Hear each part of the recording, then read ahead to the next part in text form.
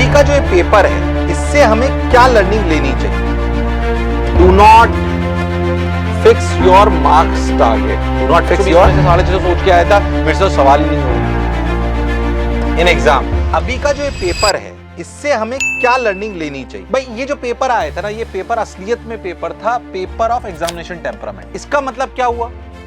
इसका मतलब ये हुआ कि अच्छा यार, डर तो नहीं गया, कम से कम पेपर देख के मैं घबरा तो नहीं गया। बहुत सारे बच्चे ऐसे थे जो पेपर देख के घबरा गए थे कि अच्छा यार, मैं तो 720 में से 650 सोच के आया था, मेरे से तो सवाल ही नहीं हो रहे। तो वो जो एग्जामिनेशन टेम्परामेंट था वो घबरा गया। तो इससे लर्निंग ये कि जो मैंने एग्जामिनेशन से 2 दिन पहले भी वीडियो बनाया तब भी बोला था, लर्निंग ये, लर्निंग क्या है, इससे समझने वाली बात है। Do not fix your marks target, do not fix your marks target. तो फिर क्या फिक्स करें सर? फिक्स ये करना है कि I will give my best in examination. ये बहुत इंपॉर्टेंट स्टेटमेंट है, I will give my best in exam. और इसके साथ ये कॉन्फिडेंस होना चाहिए कि अगर मुझे कोई सवाल नहीं आ रहा है तो किसी और को भी नहीं आ रहा होगा। जिनके अंदर ये कॉन्फिडेंस था वो उन्होंने 2025 में सब कुछ सही कर लिया। तो मैं कह रहा हूं किसी भी एग्जामिनेशन को लेकर नंबर को फिक्स मत करो। वैसे भी इसमें नंबर से फर्क नहीं पड़ रहा, रैंक से फर्क पड़ रहा है। पिछली बार 2024 में 650 नंबर पे किसी को गवर्नमेंट मेडिकल कॉलेज नहीं मिला था, इस बार 2025 पे 650 में एम्स मिल रहा है। तो नंबर की लड़ाई नहीं है, रैंक की लड़ाई है। तो टारगेट नंबर का क्यों रखें? यानी कि ये कॉन्फिडेंस मन में होना चाहिए कि अगर कोई सवाल मुझसे नहीं हुआ तो दुनिया में, यानी कि जो एग्जामिनेशन दे रहे हैं उनमें किसी में नहीं होगा या बहुत कम से होगा, तो मैं तो सिलेक्ट हो ही जाऊंगा। ये कॉन्फिडेंस के साथ एग्जामिनेशन में उतरोगे तो कभी भी अगर आपका टारगेट नंबर का ऊपर नीचे भी हुआ, क्योंकि उस समय पता नहीं है कि रैंक किस नंबर पे क्या आएगी, तो आप कम से कम अपने एग्जामिनेशन टेम्परामेंट को मेंटेन कर पाओगे और आपकी मनस्थिति बिगड़ेगी नहीं। हाँ सर, ये बात तो आपकी बिल्कुल सही है कि ठीक है भाई। दूसरी बात जो इसमें लर्निंग थी, भले आप बायो के बच्चे हो, बट एक बात याद रखना, इस पेपर से सीखने लायक बात है कि कैलकुलेशन इज इंपॉर्टेंट। कई बार मैं बच्चों को सुनता हूं कि सर मैं तो बायो का बच्चा हूं, मैं कैलकुलेशन क्यों करूं?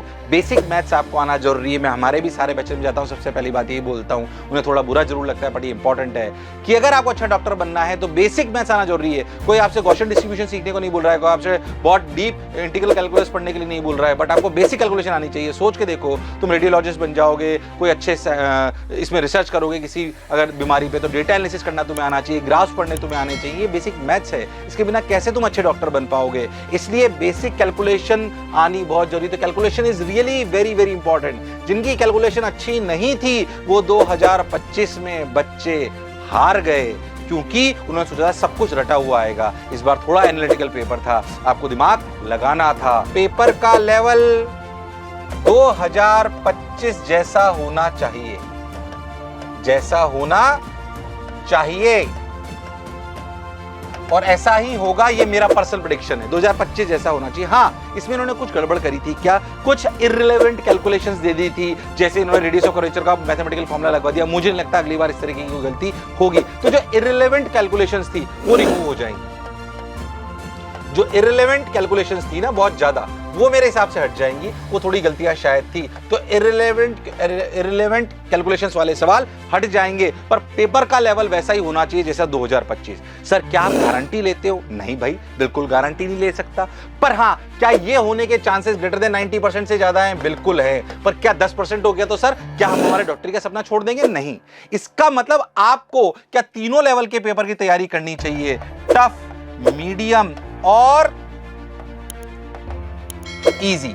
इसीलिए जितने भी पेपर मोशन पे भी हो रहे हैं, हमने ये बोल रखा है कि कभी ऐसा पेपर बनाओ कि बहुत सारे बच्चों के 650 के ऊपर आ जाए, कभी ऐसा बनाओ कि 650 लाना बहुत बड़ी बात हो जाए, कभी ऐसा बनाओ कि सबके 600-650 के बीच में आए, ताकि हर लेवल के पेपर को डिजाइन कर सके, ताकि उनके एग्जामिनेशन टेम्परामेंट को हम सही कर चुके हैं। इस बार ऐसे इंस्ट्रक्शन है हमारी पूरी टीम को, तो आपको भी ऐसे ही पेपर करने चाहिए। जो हमारी AATS आ रही है, जो हमारी टेस्ट सीरीज है, उसमें हमें इन्हीं बातों का ध्यान रखना है कि हर लेवल का पेपर होना चाहिए, कोई टफ कोई आसान। आपको भी ऐसा ही करना चाहिए, ये फॉर सेफ्टी। तो आप टेस्ट जो दें वो हर प्रकार के दें, ऑफ एवरी टाइप। ये मेरी रिक्वेस्ट है आपसे।